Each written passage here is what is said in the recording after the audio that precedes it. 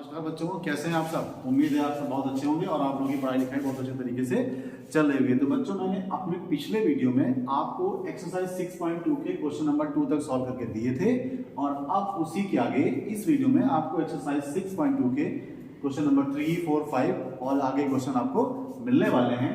तो बच्चों, जैसे कि मैंने आपको थ्योरम समझाई थी बीपीटी और उसका कन्वर्ज, उसका अपोजिट, उसका विलोम समझाया था, तो उन्हीं थ्योरम, उन्हीं प्रमेय का यूज करके हमें ये एक्सरसाइज करनी है। तो बहुत ही आसान तरीके से सम लगने वाले हैं। ये त्रिभुज बच्चों को बहुत कठिन लगता है, बट मुझे ऐसी उम्मीद है कि अगर वो थ्योरम आपने पढ़ी है तो आपको ये क्वेश्चन आसानी से समझ में आ जाएंगे, और अगर आपने नहीं पढ़ी है तो पिछले वीडियोस को जाकर खंगालिए, आपको मजा आ जाएगा। तो चलिए शुरू करते हैं इन क्वेश्चंस को आसानी से, बहुत अच्छे तरीके से क्वेश्चन करते हैं। कैसे करेंगे जरा देखिए। हमें यहाँ पर एक ये और एक क्वेश्चन मैंने यहाँ पे लिख रखा हुआ है। तो इस क्वेश्चन को करने के लिए हमें बीपीटी थ्योरम लगानी पड़ेगी, जो हम आपको पहले करा चुके हैं। तो इस क्वेश्चन को करने के लिए बीपीटी थ्योरम का कथन हमें चाहे भले याद ना हो, लेकिन वो थ्योरम कैसे प्रूव हुई थी वो चीज हमको पता होनी चाहिए। एक्चुअली उसका यूज है क्या, तो हमें जरा एक बार रिवाइज करना होगा कि बीपीटी थ्योरम जो है जिस ट्रायंगल में हम लगाते हैं, तो सबसे पहले ये देखते हैं कि उस त्रिभुज की किसी एक भुजा के समांतर एक भुजा खींची गई होगी, वो भुजा दो अन्य भुजाओं को काट रही होगी। मैंने आपको बताया था कि उसके दांत जहां पर लगे होंगे तो वो भाग आपस में समान पात में चले जाएंगे। मतलब जैसे आप ये ले लीजिए, तो ये भाग बटे ये भाग बराबर ये भाग बटे ये भाग, ऐसा होगा। तो इन चीजों को करने के बाद जो चीज हमें प्रूव करनी है वो आसानी से आ जाएगी। तो चलिए शुरू करते हैं। तो बच्चों, यहाँ पर सबसे पहले हमको दो कंडीशन दी होगी, ध्यान रखिएगा। कैलकुलेशन करने का सबसे अच्छा तरीका है, जहां पर हमको पैरेलल यानी समांतर चीजें दी होंगी उनको पहले पकड़ लेंगे। तो सबसे पहले जरा देखिए क्या लिखा है। यदि LM समांतर CD, यही सबसे अच्छी शुरुआत है क्वेश्चन करने की। तो LM बच्चों कहां है, जरा गौर से देखिए। ये वाली लाइन को LM बोलेंगे, जैसा कि क्वेश्चन में दिया हुआ है। ये किसके समांतर है, CV के। तो CV कहां है, ये देखिए। तो इसका मतलब क्या हुआ, ये वाला त्रिभुज हमारे अभी किसी काम का नहीं, सिर्फ ऊपर का पोर्शन हमारे काम का है। तो यहां पर क्या लिखेंगे, त्रिभुज ABC में BPT से आधारभूत समानुपातिकता की प्रमेय से। अब आधारभूत समानुपातिकता की प्रमेय क्या कहती है कि ये जो पॉइंट यहां पे आया है और यहां पे आया है, यानी ये जो रेखा है इसके समांतर वो इनको और इनको समान पाद में विभाजित करेगी, ऐसा बीपीटी थ्योरम कहती है। तो इसका मतलब फिर क्या हो गया, ये वाला भाग यहां पे है ना, तो बच्चों AM अपॉन MB, ये वाला भाग, और बराबर क्या हो जाएगा AL बटे LC। ये पहली बात है, उम्मीद है आपको समझ में आई होगी। दूसरी चीज आपसे क्या बोला है, LN पैरेलल CD। यहां पर क्या लिखेंगे, यदि LN समांतर है CD के। चलिए LN और CD से मिलते हैं। और LN हमारे पास कहां है, ये देखिए, और CD हमारे पास कहां है, ये देखिए। तो बच्चों, इस बार हम कौन सा त्रिभुज लेंगे, ADC। यहां लिखेंगे त्रिभुज ADC में बीपीटी द्वारा वही थ्योरम बार बार आपको यूज करनी है, लगानी है। तो जरा ध्यान से देखिए, ये वाला AL और LC, भाई ये वाला पॉइंट यहां पर आया, ये पॉइंट यहां पे आया, तो इसका मतलब ये बटा ये बराबर ये बटे ये। तो AL इक्वल्स टू LC, बहुत ध्यान से देखिएगा। तो हम बच्चों यहां पर लिखें AL अपॉन LC, लिख दिया। उसके बाद आया AN और DN। तो बच्चों मैं यहां लिख रहा हूं, क्यों लिख रहा हूं अभी आपको बताते हैं। AN अपॉन ND, ये इक्वेशन नंबर 2 है। मैंने इसको उल्टा इसलिए लिखा है क्योंकि आपको समझ में आ जाना चाहिए, ये वाला हमारा दायां पक्ष है और ये दायां पक्ष है, दोनों इक्वेशन के दाएं पक्ष आपस में बराबर है। तो जब दाएं पक्ष बराबर है तो ये बाएं पक्ष हम बराबर लिख सकते हैं, ऐसा वेदों में लिखा हुआ है। ओके, तो समीकरण नंबर 1 व 2 से इनके दाएं पक्ष बराबर है, तो बाएं पक्ष को बराबर हम लिख सकते हैं। मतलब AM upon MB equals to AN upon ND। ये चीज हम लेकर आए हैं, बट हमें प्रूव क्या करना है, AM अपॉन AB। तो AM अपॉन यहां पर MB लिखा हुआ है, AN अपॉन AD चाहिए हमें, AN अपॉन ND लिखा हुआ। मतलब जो चीज प्रूव करनी वो चीज नहीं है हमारे पास। अब हम क्या करने वाले हैं, जरा ध्यान से देखिए। अब इनको हम पलट देंगे, तो अगर इनको उल्टा करके लिखेंगे, विकल्प लिख लें, तो हम ऐसे लिख सकते हैं M B upon A M equals to N D upon A M. Okay, अब बच्चों यहां पर हम क्या करने वाले हैं, दोनों पक्षों में एक जोड़ने वाले हैं।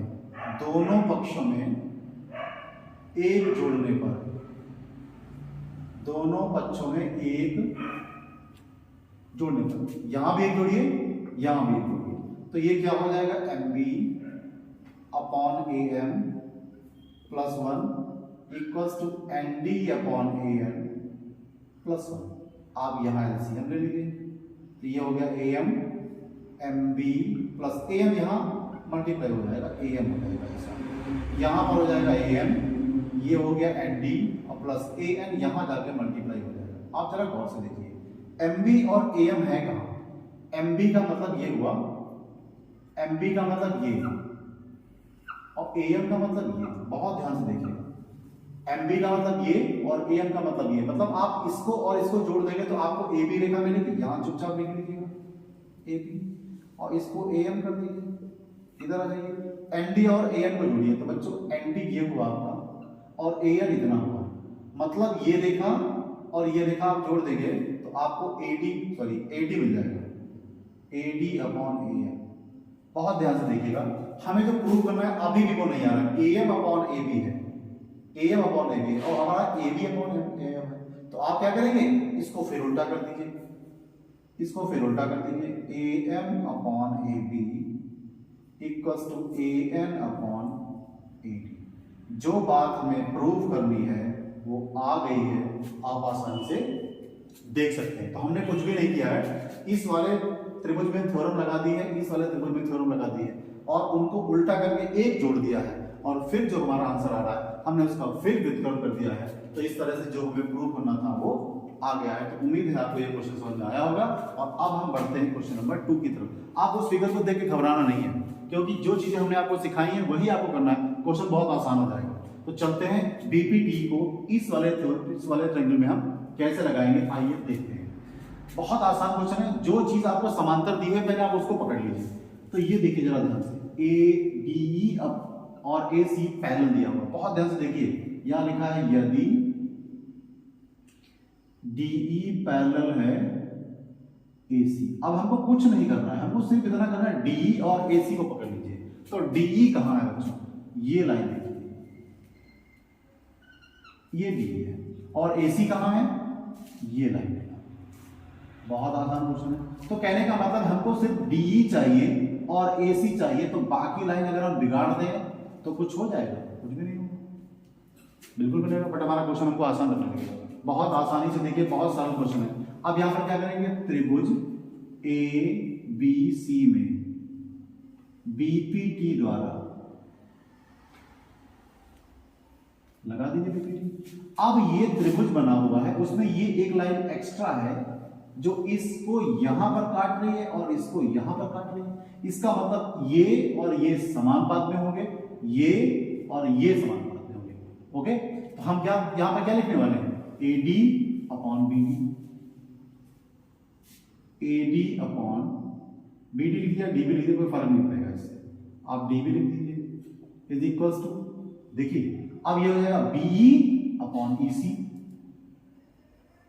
Be upon EC, equation number 1। इतनी बात आपको समझ आई? मतलब सिर्फ और सिर्फ हमने ये देखा कि त्रिभुज में जो चौथी लाइन आ गई है वो दो भागों, ये दो हमारी रेखाएं हैं, उनको कहां कहां पे काट रही है। जहां पर भी काट रही है तो उससे दो अनुपात तुम्हारे बन जाएंगे, वो आपस में बराबर होंगे। ओके, अब क्या करते हैं, मैं फिर से इनको मिला देता हूं। आप जब एग्जाम में करेंगे तो ऐसे बार बार ये नाटक मत बनाइएगा बिगाड़ने वाला, क्योंकि आप बिगाड़ते रहेंगे तो बनाते रहेंगे। मैं आपको समझाने के लिए करता हूं ताकि आपको आसानी समझ में आ जाए। आप चाहेंगे तो पेंसिल से तरफ फिगर बना सकते हैं और आपको आसान हो जाएगा। अब चलिए क्या करते हैं, यदि डी एफ समांतर ए, डी एफ समांतर ए, बहुत आसानी से करना है। आप डी एफ और ए को पकड़ लीजिए, सारा क्वेश्चन हो गया। डी एफ कहां है आपका, ये भुजा है, और ए कहां है, ये भुजा है, ये वाली। तो इसका मतलब अभी हमारा इनके साथ कोई काम नहीं है, इनके साथ हमारा कोई काम नहीं, इनको आप हटा दीजिए, हटा दिया हमने। अब हमारे पास त्रिभुज कौन सा बचा है, ए बी, यहां लिखेंगे त्रिभुज ए बी, ई में बीपीटी द्वारा, बच्चों बीपीटी का मतलब है बेसिक प्रोपोर्शन थ्योरम, समानुपातिकता की आधारभूत प्रमेय, जिसको हम थेल्स प्रमेय भी कहते हैं, थ्योरम नंबर 6.1 भी कहते हैं, उसका यूज यहाँ पर करने वाले। बहुत आसान है, बहुत गौर से देखिएगा। ये यहाँ पे काट रही है, ये इसको यहाँ पे काट रही है, इसका मतलब ये बटे ये हम आसानी से लिख सकते हैं। तो A D upon D B और equals to B F upon F E. Okay, ये इक्वेशन नंबर 2 बन गया। अब हम फिगर को उसके पुरानी औकात में ले आते हैं। ओके, क्योंकि हमारा काम हो चुका है। बहुत गौर से देखिए कि दोनों समीकरणों के बाएं पक्ष बराबर हैं। देख रहे हैं? तो बच्चों दाएं पक्ष भी बराबर हो गए, तो यहां पर क्या लिखेंगे, समीकरण 1 व 2 से जब हमारे बाएं पक्ष बराबर है, तो बच्चों दाएं पक्ष, ये वाले दाएं पक्ष आपस में बराबर हो जाएंगे। तो हम क्या लिखेंगे, B E upon E C, B E upon E C equals to B F upon F E. जो चीज हमें प्रूव करनी थी, B F upon F E, B F upon F E equals to B E upon E C, तो हमने सिर्फ ऐसे लिख दिया, इसका कोई फर्क नहीं है, बात वही है, दोनों एक ही चीज है। आप चाहें तो ऐसा भी लिख सकते हैं, कौन सी मुसीबत है, ऐसा लिख लीजिए। ओके, खुश? देखिए बहुत आसानी से क्वेश्चन शुरू हो गया है। बस आपको ये पता होना चाहिए कि हमको बीपीटी थ्योरम कहां पर लगानी है। जिस त्रिभुज में हमें लगानी है उसमें देखिए जो भुजा आपने समांतर खींची है वो अन्य भुजाओं को कहां पर काट रही है, उनको समानुपात विभाजित कर दीजिए, आपका क्वेश्चन आसानी से लग जाएगा। तो बच्चों आप इसका स्क्रीनशॉट लीजिए और तब तक हम बढ़ेंगे इसके बाद वाले जो हमारे क्वेश्चन है, जो क्वेश्चन नंबर 5 होगा। ओके, तो बच्चों ये रहा आपके लिए क्वेश्चन नंबर 5 और क्वेश्चन नंबर 6। तो मैंने इसको पहले से यहाँ पे लिख दिया है, थोड़ा इससे हमारा टाइम बचेगा। और अब हम इन क्वेश्चंस को करने के लिए बीपीटी थ्योरम को एक बार फिर से यहाँ पर बुलाते हैं कि भैया आ जाओ और हमारा क्वेश्चन लगा दो। तो बहुत ही इजी क्वेश्चन है, इतना बड़ा फिगर देके आपको घबराने की जरूरत नहीं है। आइए कैसे लगाते हैं जरा देखते हैं। मैंने आपको बोला था कि सबसे पहले आप ये देखिए कि आपको समांतर रेखाएं कहाँ कहाँ दी हुई है। बहुत आसानी से देखिएगा, लिखेंगे यदि डीई समांतर है OQ। अब आपको सारा क्वेश्चन भूल जाना है, सारा फिगर आप भूल जाइए, बस आप देखें डीई कहां है और OQ कहां है। तो डीई कहां मिलेगा आपको, ये वाली लाइन, और OQ कहां मिलेगी आपको, ये लाइन। बहुत ध्यान से देखिएगा। डीई मैं क्या करता हूं, इसको थोड़ा इसका कलर चेंज कर देता हूं ताकि आपको आसानी समझ में आएगा। ये डीई हो गया और OQ कहां है, ये देखिए, ये OQ है। तो अब हमें सिर्फ ये चाहिए, बहुत आसानी, देखिए इसको हटा देते हैं। आपको चाहिए POQ, आपके पास ये ट्रायंगल है केवल POQ, इसमें बीपीटी हमको लगानी है। तो यहां पर हम क्या लिखेंगे, यहां पर लिखेंगे त्रिभुज POQ में बीपीटी द्वारा, बहुत आसान है, कुछ भी करना नहीं, ये कर लीजिए, बटे में ये ले आइए, और उसके बाद ये कर लीजिए और बटे में ये ले आइए। बहुत आसान है। आप क्या करेंगे, P upon EQ is equals to PD, ये ध्यान रखिएगा, PD अपॉन DO। ये इक्वेशन नंबर 1 बन गया आपका। देखिए ये वाली रेखा इसको यहां पे काट रही थी और यहां पे काट रही थी, तो इसका मतलब ये एक भाग हो गया, एक भाग ये हो गया। अब एक भाग आपका PD हो गया, एक भाग आपका D हो गया। आपको इससे भी लेना देना नहीं है, इसमें बीपीटी में लगानी है। अब हम इस वाले फिगर को फिर से वैसे बना दे रहे हैं, देखिए इसको ऐसे ऐसे बना दिया। ओके, अब बच्चों यहां पे क्या गिवन है, यदि DF समांतर है, DF समांतर है OR। अब आपको DF और OR से लेना देना है, बाकी सब भाड़ में है। तो DF कहां है आपका, ये देखिए, ये लाइन DF, और OR कहां है आपकी, OR आपका है ये देखिए, ये लाइन। तो अब आपको यहां इससे कोई लेना देना नहीं। अब आपके पास त्रिभुज कौन सा, POR। तो यहां पे क्या लिखेंगे, त्रिभुज POR में बीपीटी द्वारा लगा दीजिए। तो बच्चों आपका ये पीडी हो गया, बहुत ध्यान से देखिएगा, पीडी हो गया, अपॉन में क्या हो गया, डी हो गया।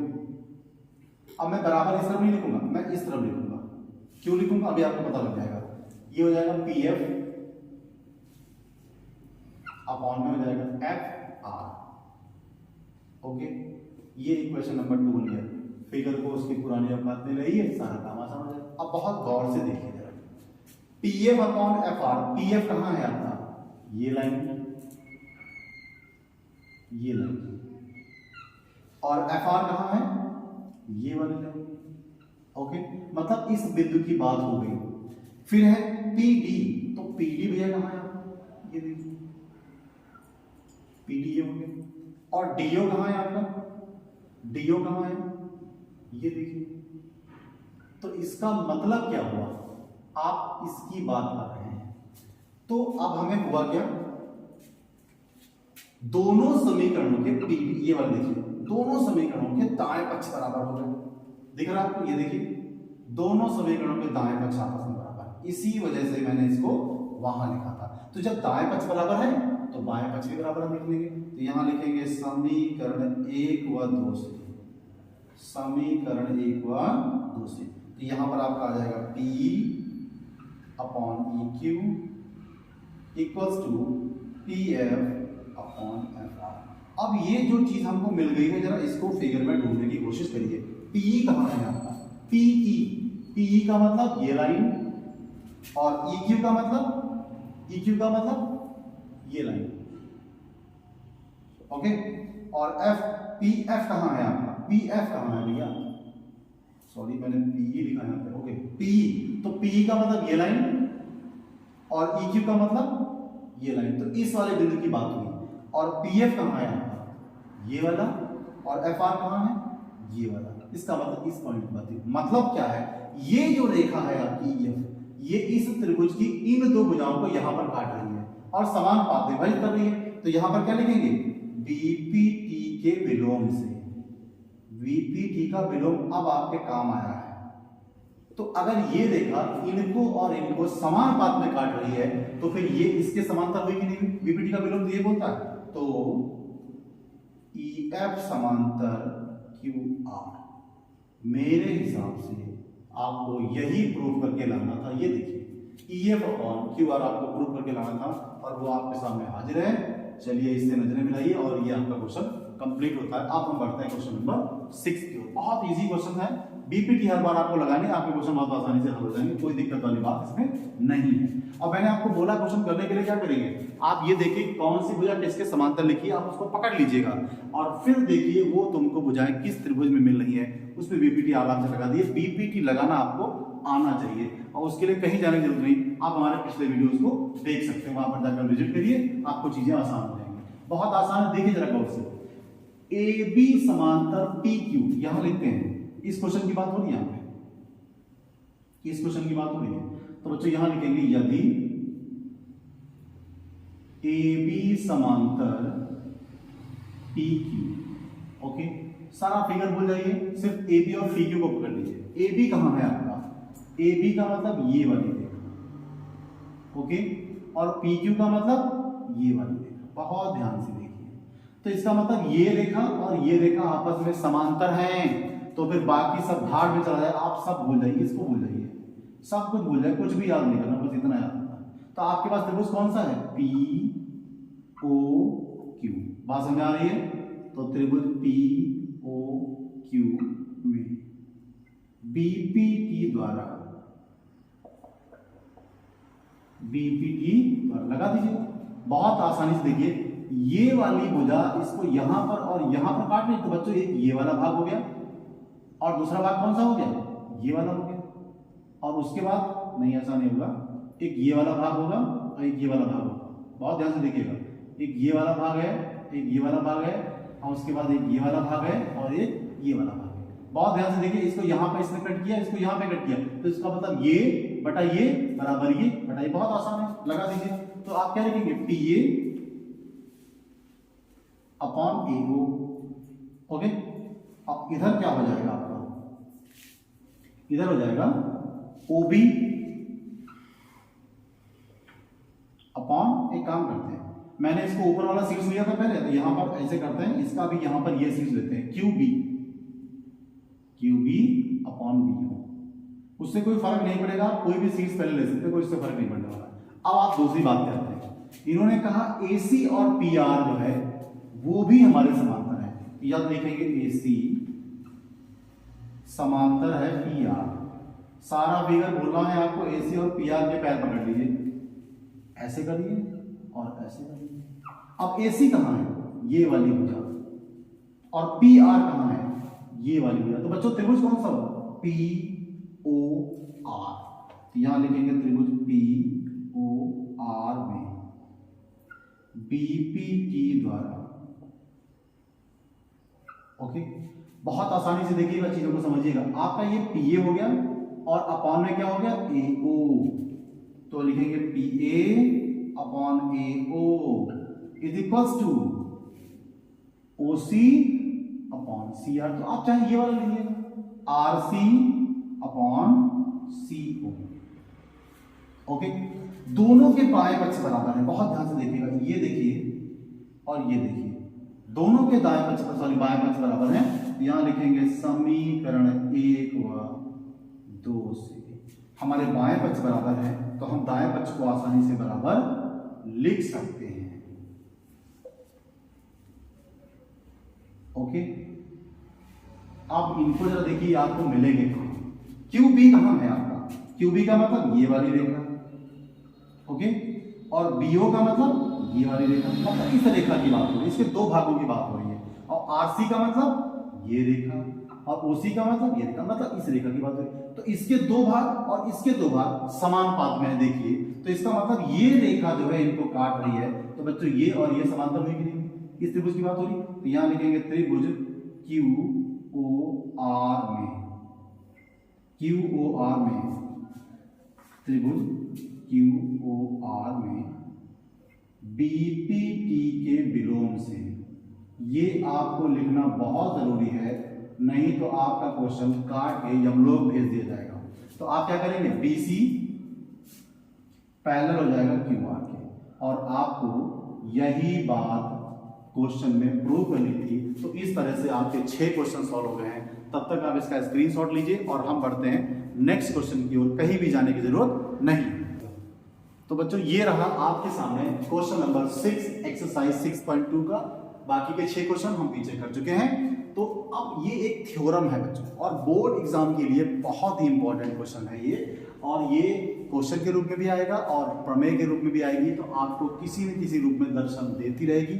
तो इसको देखकर घबराने की जरूरत नहीं है, और बस कुछ करना नहीं, बीपीटी थ्योरम लगानी, बस बीपीटी को आप कंठस्थ कर लीजिए, आपका काम आसान हो जाएगा। अब ये थ्योरम कहती क्या है, सिद्ध कीजिए 6.1 का प्रयोग करके, मतलब बीपीटी का यूज करके आपको सॉल्व करना है, करके सिद्ध कीजिए कि एक त्रिभुज के एक भुजा के मध्य बिंदु, तो हमें पहले एक त्रिभुज बनाना पड़ेगा। बहुत ध्यान से देखिए बच्चों, एक त्रिभुज बनाया हमने, ऐसे बना लिया, 3 भुजाओं से घिरी बंद आकृति, मतलब हमने एक त्रिभुज बना लिया, ओके। अब ये कहते हैं कि एक भुजा के मध्य बिंदु से कोई एक भुजा ले लीजिए, हमने ये भुजा ले ली, तो इसका ये मध्य बिंदु हो गया बच्चों, इसको हमने ले लिया डी ले लिया, ओके। तो यहां पर क्या लिखेंगे, सबसे पहले देखो, ये जो आपके पास यहां से और यहां का जो कथन है, ये बच्चों हो जाती है साधारण प्रतिज्ञा कथन होता है। अब हमें ज्ञात क्या है यहां से लिखने वाले हैं, हम बिल्कुल एक थ्योरम की तरह इसको करने वाले हैं, ना कि क्वेश्चन की तरह। तो यहां लिखेंगे त्रिभुज ABC में डी भुजा AB का मध्य बिंदु है, ओके, AB का मध्य बिंदु है, ठीक है। अगर मध्य बिंदु हो जाएगा तो हमें क्या फायदा होगा, बहुत ध्यान से देखिए, अगर मध्य बिंदु है तो बच्चों फिर AD बराबर DB हो जाएगा, मतलब ये भाग और ये भाग आपस में बराबर हो जाएंगे। मध्य बिंदु होने से हमको इतना फायदा हुआ। अब हम क्या कहते हैं, बस हमको इतनी चीज पता है। फिर ये कहते हैं कि आप दिखाइए कि एक भुजा के मध्य बिंदु से होकर दूसरी भुजा के समांतर खींची गई रेखा तीसरी भुजा को समद्विभाजित करती है। तो बच्चों अगर पहली भुजा हम ये मान रहे हैं तो दूसरी भुजा ये मानेंगे। अब आपको यहां से एक रेखा ऐसे खींचनी पड़ेगी, यहां पर बाय द वे हम लिख लेते हैं ई। तो आपको और भी एक चीज दी है कि डीई जो है वो समांतर है बीसी। इतनी चीज आपको क्वेश्चन में पता है, ज्ञात है, गिवन है। अब आपको सिद्ध क्या करना है बच्चों, बहुत ध्यान से देखिए, सिद्ध करना है तीसरी भुजा को समद्विभाजित करती है। अब आपकी पहली भुजा ये है, दूसरी भुजा ये है, तो तीसरी भुजा ये होगी। तो ये भुजा इसको भी समद्विभाजित करती है, आपको ये प्रूव करके दिखाना है। समद्विभाजित करने का मतलब होता है दो बराबर भागों में विभाजित करना। तो आपको प्रूव क्या करना है बच्चों की AE और EC बराबर है। तो आपको प्रूव करना है कि AE बराबर EC, ये चीज आपको प्रूव करके दिखानी है। तो बच्चों हम बढ़ते हैं उपपत्ति की ओर, जिसको कहते हैं प्रूफ सॉल्यूशन। तो यहां पर लिखते हैं उपपत्ति। ओके, क्या लिखने वाले बच्चों, त्रिभुज ABC में बहुत आसानी से देखिए, आपको बीपीटी थ्योरम लगानी, क्यों लगानी है भाई, क्योंकि एक भुजा के समांतर एक भुजा त्रिभुज में दी है और वो दो भुजाओं को प्रतिच्छेदित कर रही है। तो यहां लिखेंगे चूंकि डीई जो हमारे पास भुजा है डीई वो समांतर है बीसी के, तो यहां लिखेंगे बीपीटी द्वारा आधारभूत समानुपातिकता की प्रमेय से, थेल्स की प्रमेय से और थ्योरम नंबर 6.1 की प्रमेय से, उसकी सहायता से। तो यहां हम इसको लगाएंगे बहुत आसानी से। देखिए आपको ये भुजा यहां पर काट रही, ये भुजा यहां पर काट रही बच्चों, तो ये भाग हुआ ना, उसके बाद ये भाग हुआ और उसके बाद ये भाग हुआ, ये भाग हुआ, तो दोनों भागों का अनुपात बराबर हो जाएगा। तो बच्चों यहां लिखेंगे AD upon DB is equals to AE upon EC। Okay, इसको इक्वेशन नंबर 1 बना देते हैं। ओके, बात समझ आ रही है? अगर तो इसको इक्वेशन नंबर 2 बनाते हैं, इसको इक्वेशन नंबर 1 बनाते हैं। अब ये हमारी इक्वेशन किस काम की, बहुत ध्यान से देखिए, मैं यहां पर लिखता हूं, यहां लिखूंगा चूंकि AD इक्वल्स टू AB। आपको ये पता है, ये देखिए। अब ये हमारा किस तरह से हमारे लिए फायदेमंद होगा देखते हैं बच्चों। अगर कहीं पर लिखा है x इक्वल्स टू y, तो अगर हम x के अपॉन में y ले आते हैं तो बच्चों इधर 1 बचेगा, फिर हम क्रॉस मल्टीप्लाई करेंगे तो x इक्वल्स टू y फिर से हो जाएगा। यही केस यहां पर भी बनाना है। तो बच्चों अगर हम AD बाई AB लिख दें तो क्या हम 1 नहीं लिख सकते? लिख सकते हैं ना? इतनी तो दया आप कर ही सकते हैं, बहुत गौर से देखिएगा। अब हम यहां पर क्या करने वाले हैं, इस वाला AD अपॉन AB का जो वैल्यू 1 आया है बच्चों, यहां पर लिखने तो कोई मुसीबत है क्या आपको? नहीं ना। तो यहां पर लिखेंगे समीकरण 2 में रखने पर।